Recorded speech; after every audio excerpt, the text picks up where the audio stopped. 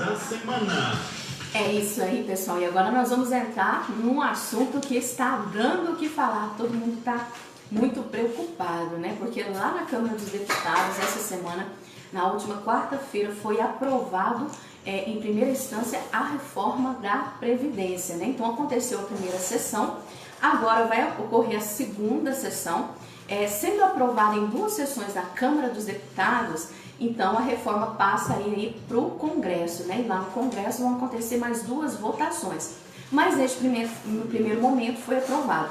Então nós vamos falar aqui para você como ficou, né? Você que ainda não se aposentou, mas que pretende se aposentar, e agora? Como que vai ficar a questão da minha aposentadoria? Quais são as regras? Então, né, o texto que foi aprovado nessa quarta-feira lá na Câmara dos Deputados ficou definido o seguinte, né? Ele fixou as idades mínimas de 65 anos para homens e 62 anos para mulheres para se aposentar aqui no Brasil. E um tempo mínimo de contribuição de 20 anos para homens e 15 anos para as mulheres.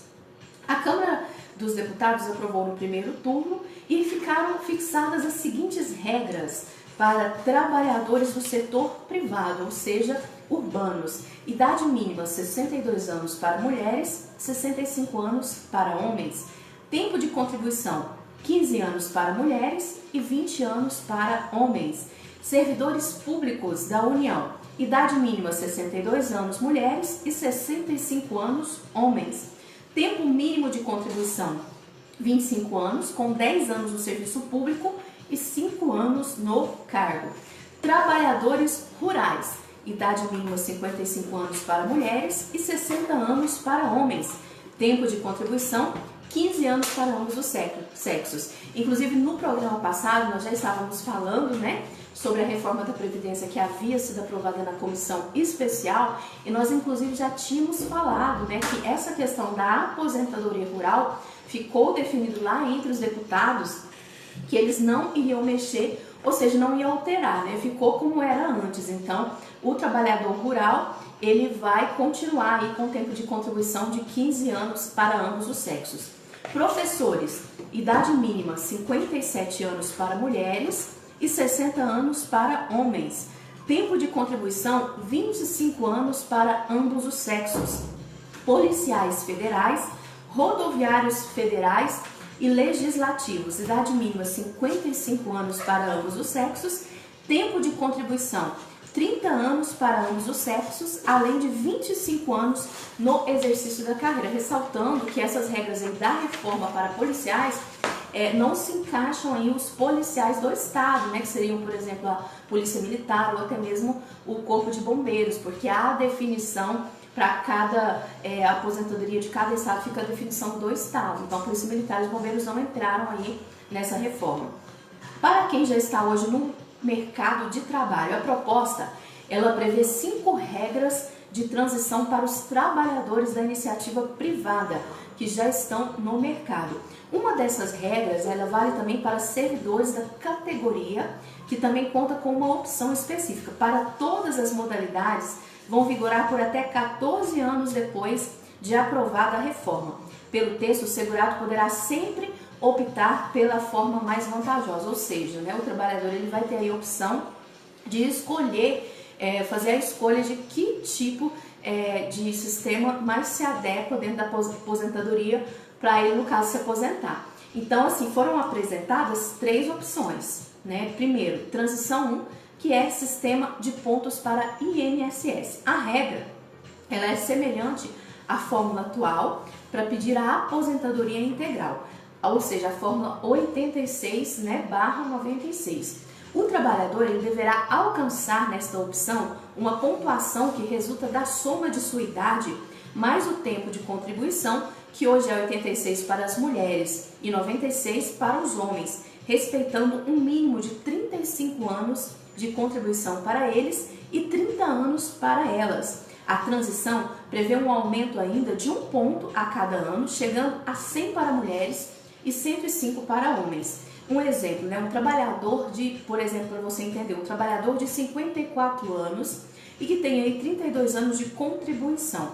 Ele soma 86 pontos, longe ainda dos 96. ele só terá direito aí a pedir aposentadoria em 2028 para ele receber 100% aí do seu benefício calculado. E a outra opção que o pessoal que está no mercado e quer se aposentar futuramente pode, né, escolher aí dentro dessa reforma seria a transição 2, que é tempo de contribuição mais idade mínima para INSS. Nessa regra, a idade mínima ela passa a valer e começa em 56 anos para mulheres e 61 para os homens, subindo meio ponto a cada ano. Em 12 anos, acaba a transição para as mulheres e em 8 anos para homens. Nesse modelo é exigido o quê? Um tempo mínimo de contribuição, que é de 30 anos para mulheres e 35 anos para homens, né? Onde se soma aí o tempo de contribuição da pessoa mais a idade mínima no INSS. E outra opção seria a transição 3, que é pedágio de 50%, tempo de contribuição para quem está próximo de se aposentar, né, para o INSS. Quem está, por exemplo, há 2 anos de cumprir o tempo mínimo de contribuição, que vale hoje 35 anos para homens e 30 anos para mulheres, também pode se aposentar sem a idade mínima, mas vai pagar o quê? Um pedágio de 50% do tempo que falta. Por exemplo, quem estiver a 1 ano da aposentadoria deverá trabalhar mais 6 meses, totalizando 1 ano e meio. O valor do benefício será reduzido pelo fator previdenciário, um cálculo que leva em conta a expectativa de sobrevida do segurado medida pelo IBGE, que vem aumentando ano a ano.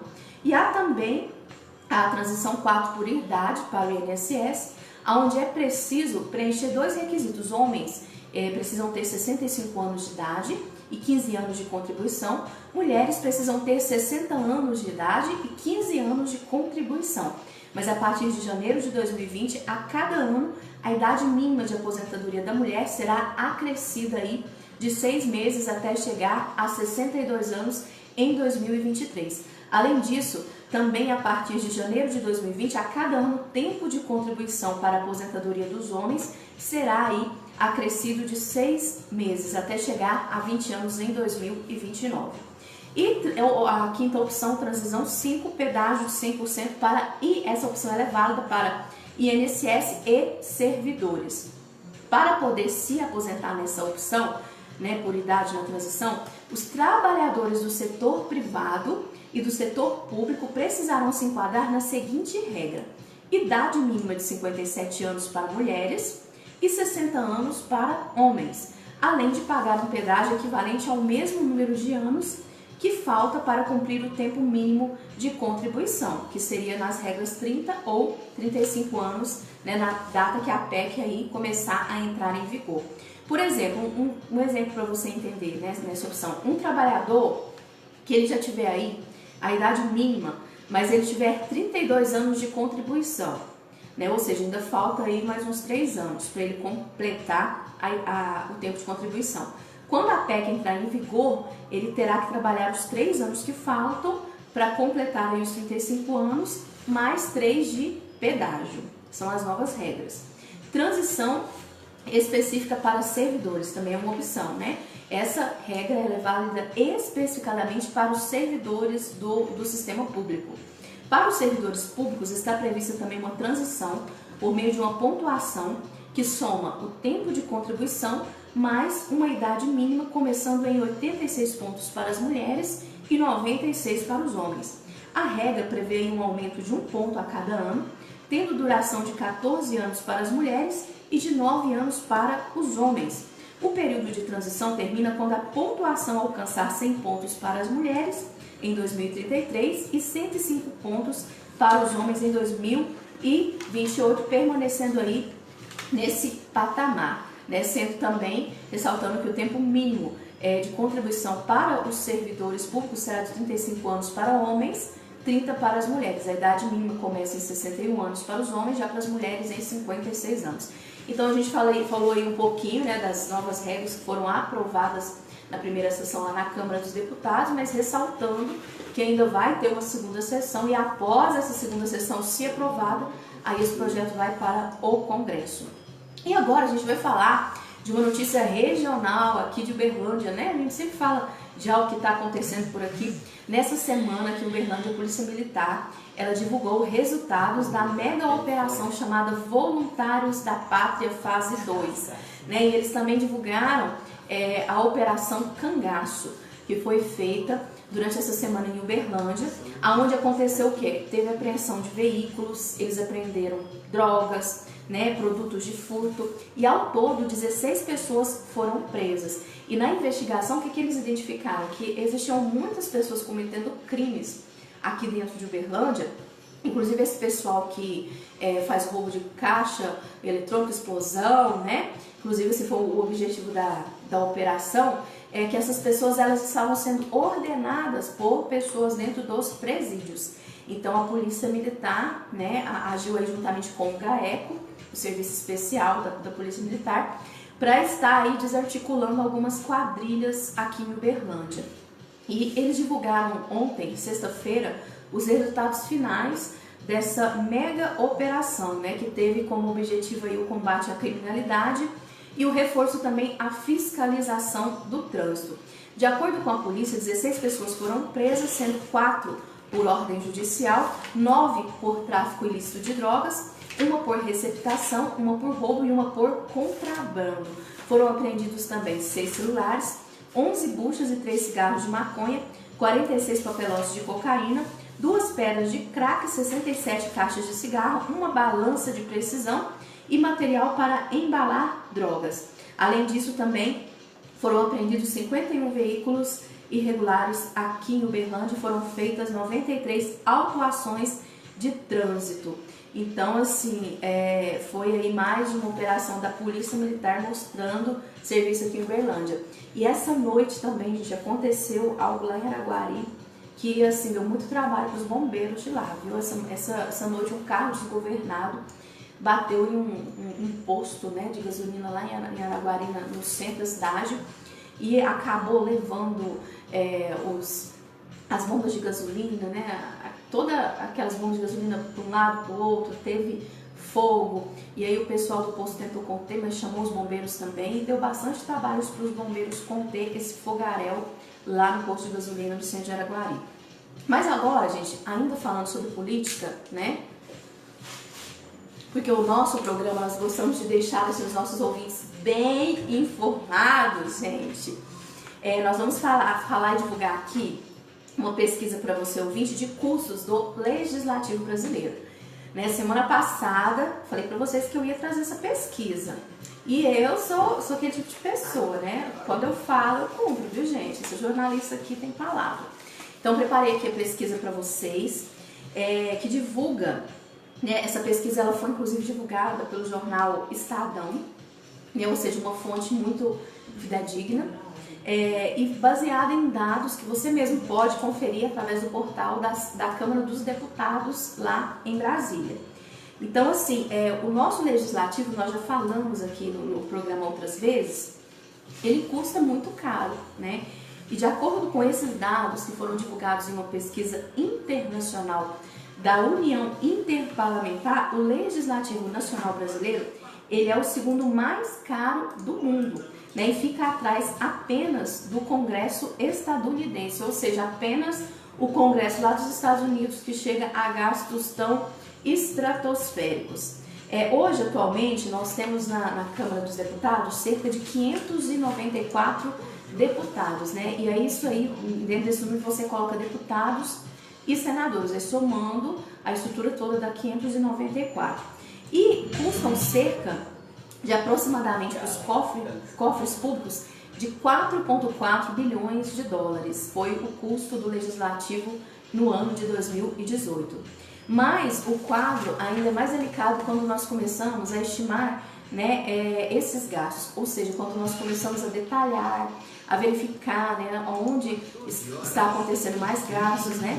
E no caso dos deputados federais, além do subsídio mensal, né, hoje um deputado ele tem um subsídio mensal de R$ 33.763. E cada parlamentar ele tem direito a uma verba de gabinete mensal, né, ou seja, além do subsídio mensal, uma verba mensal de R$ 111.675,59 que podem ser gastos para contratar até 25 secretários parlamentares.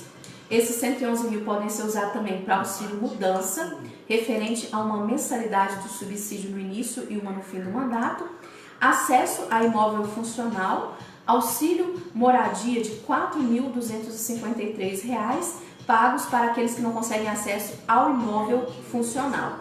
Então, posto que são 432 unidades disponíveis de acesso também a plano de saúde, a possibilidade de uso da cota para exercício de atividade parlamentar, né? Então, assim, só para você entender, né, os custos do nosso legislativo hoje brasileiro, né, os nossos deputados, além de ter um salário de 33 mil, contem com uma verba de 111 mil, que pode ser usada para contratação de até 25 secretários parlamentares. Aí, nesse ponto, a gente já começa a verificar que é desnecessário, né, gente? 25 secretários, né? Que empresa privada que tem 25 secretários, né? Então, tem muita coisa aqui no Brasil que a gente fala que precisa melhorar, porque, assim, a aposentadoria está aí, né? Mexendo-se na reforma para tentar conter custos, mas eu acredito que nós precisamos também, já falei isso aqui antes, de uma reforma política, porque nós ainda temos pontos a cortar na questão de gastos, que são excessos, né? E além também de receber uma verba para moradia, né, do imóvel aí funcional. Então, assim, tem uns apartamentos que foram construídos, que os deputados podem ter acesso e residir lá, mas aquele que não conseguir ter acesso ao imóvel funcional, ele recebe uma verba de 4 mil e pouco para pagar aluguel. E quando a gente começa a olhar mais detalhadamente para os gastos, né, do legislativo, para nós tentarmos verificar quem que gasta mais nessa brincadeira toda, a gente vê aí poucas diferenças entre os partidos, né? Então, tem, por exemplo, os deputados de esquerda, tem os deputados de direita, que as posições ideológicas, elas realmente são diferentes, né? Alimenta aí assim, posições diferentes, uns com relação aos outros de ideias, né? E aí se fala muito naquela velha e na nova política, que é muito propagada por aí. Mas quando a gente começa a analisar detalhadamente o uso das cotas parlamentares, e assim, ainda desse ano, se você entrar lá no portal da Câmara dos Deputados, considerando o período de fevereiro desse ano, né, quando os vencedores da eleição assumiram, a maio, que é o que foi divulgado lá no portal, o resultado nos leva a refletir mais sobre os custos da política aqui no nosso país, sobretudo considerando a profunda crise econômica que nós estamos vivendo. Então, os nossos deputados federais, só nesses meses, gastaram cerca de 52,9 milhões de reais, né? Então, assim, desde 2009, na presidência de Michel Temer, à época, a Câmara dos Deputados instituiu por ato da mesa diretora a cota para exercícios de atividades parlamentar. Esse uso, ele é voltado, né, da cota para o custeamento de gastos com serviços do mandato, a partir de valores fixados mensalmente e variáveis entre os estados. Por exemplo, o estado hoje com maior cota parlamentar mensal individual, ou seja, que gasta mais nessa cota, é Roraima, onde seus deputados gastam cerca de 45.612,53, né? E o menor, Distrito Federal, 30.788. Então, entram na seara dessas cotas parlamentares os seguintes itens: despesas com passagens aéreas, custos de telefonia, serviços postais, manutenção de escritórios de apoio ao trabalho parlamentar, e entra aí nos seus estados de origem, né, hospedagem, combustíveis e lubrificantes, serviços de segurança, contratação de consultoria técnica, divulgação de atividade parlamentar e participação dos deputados em cursos, palestras e atividades relacionadas, né, além de complementar o auxílio moradia. Só que quando nós começamos a olhar mais para esses gastos, a gente verifica o seguinte, pessoal, que dentro dessa verba, o que gasta-se mais é com divulgação do mandato parlamentar, né? Então, assim, de acordo com esses dados, é o que se gasta mais, e gasta-se menos com o custeamento de cursos, palestras, eventos similares, ou seja, com preparação, né? O parlamentar, ele fazer um curso para ele estiver ali melhor preparado para exercer o seu mandato, né? Então, assim, há uma grande desproporção nesses gastos. E aí a gente começa a pensar o seguinte: será que não seria melhor, ao invés de ficar fazendo essa divulgação maciça, né, que a pessoa fica gastando dinheiro de combustível para ir voltar para o seu estado de origem, passagem aérea para ficar dando tapinha nas costas de eleitor, às vezes se preparar melhor, investir mais em cursos, para poder governar, para poder contribuir de uma forma mais acertada, reestruturar essa burocracia enorme que é como funciona hoje o sistema público, né? Então, assim, a gente levanta aí essa questão. E foi identificado, através dessa pesquisa também, que todos os partidos, eles gastam em mais 66% do total da cota parlamentar disponível, né? Então, entre os mais gastões, estão aí deputados do PT, seguidos pelo PCdoB, PP, PL, PDT, MDB, PSDB, PRB, que gastam em média 70% a mais em relação ao total da cota. Já dentre os mais econômicos, de acordo com essa pesquisa, aqueles que gastaram abaixo de 50% estão os parlamentares do Novo, Rede, PV e Avante, conforme foi apresentado num gráfico que foi divulgado pelo jornal Estadão. Então, assim, fica aí, gente, né, esse alerta, porque o nosso legislativo hoje é o segundo mais caro do mundo. E, assim, tem muitas coisas que a gente precisa ajustar. Logicamente, o país está vivendo um momento de crise econômica, que veio aí a reforma da Previdência. A gente sabe que, diante do caos econômico que a gente está vivendo, ela é necessária. Mas a boa notícia é que, assim, os parlamentares lá, eles revisaram alguns pontos dessa reforma. E, inclusive, aquele ponto que estava preocupando muitas pessoas com relação, por exemplo, ao BPC, né, que é o benefício que é definido e dirigido a idosos de baixa renda, pessoas deficientes, que no primeiro momento foi enviado lá para a Câmara, uma proposta que essas pessoas receberiam menos de R$400 por mês, né, gente? E vão falar sério que isso é uma piada, porque não tem como uma pessoa sobreviver aqui no Brasil. Isso foi alterado e nessa nova reforma o BPC não foi alterado. Mas será que a gente tem que mexer só na Previdência? Essa pergunta que eu faço para você, ouvinte. Será que nós não precisamos de uma reforma tributária para mexer nessa questão dos impostos, né, que torna aí uma verdadeira guerra fiscal, e o empresário brasileiro ele acaba se tornando, na verdade, um grande herói e conseguir operar diante de tanta burocracia, de tanto imposto para pagar? Será que a gente não precisa também de uma reforma política, né, de uma reestruturação dos gastos públicos para serem melhor aproveitados? Então, gente, olha, tem muita coisa para se falar aí para frente, para cobrar, né? E nós trazemos sempre essas questões políticas para você, ouvinte, você se manter informado, sabe? Sempre esteja de olho no mandato do político que você votou, seja o deputado, o vereador, o prefeito, né? Hoje está aí o portal da transparência, você tem como ter acesso a tudo, cobre os seus direitos, porque eu falo, gente, nós temos que estar por dentro da política, porque a política mexe com a nossa vida, tá bom? E olha só, eu vou deixar vocês com um louvor agora. Acabou o nosso momento da hora da notícia, né? Teu santo nome. E depois desse louvor eu já volto. E agora nós vamos falar sobre um assunto mais leve. Gente, nós vamos falar sobre beleza. Nossa, adoro esse assunto. Sou vaidosa que vocês não pensam, gente. Pois vocês acessam aí meu Facebook, Liliane Costa. Estou divulgando os programas da rádio sempre em live ao vivo. Vocês vão poder conhecer o meu rostinho. E a gente vai receber aqui a doutora Paula. Ela é formada em odontologia. Tem especialização em ortodontia e harmonização facial, atende ali na clínica Vipodonto, e ela vai falar tudo para nós sobre procedimentos estéticos, para a pessoa ficar mais bonita, mais jovem, né? Os segredos dos famosos, harmonização facial, botox. E eu convido você, ouvinte, a participar. Se tem alguma dúvida sobre algum procedimento estético, você pode ligar no 3216-3202, né? E tirar a sua dúvida, 3216-3202. Daqui a pouco, então, tem a hora do bate-papo. Eu espero vocês, gente. É isso aí, gente. Daqui a pouco a gente volta.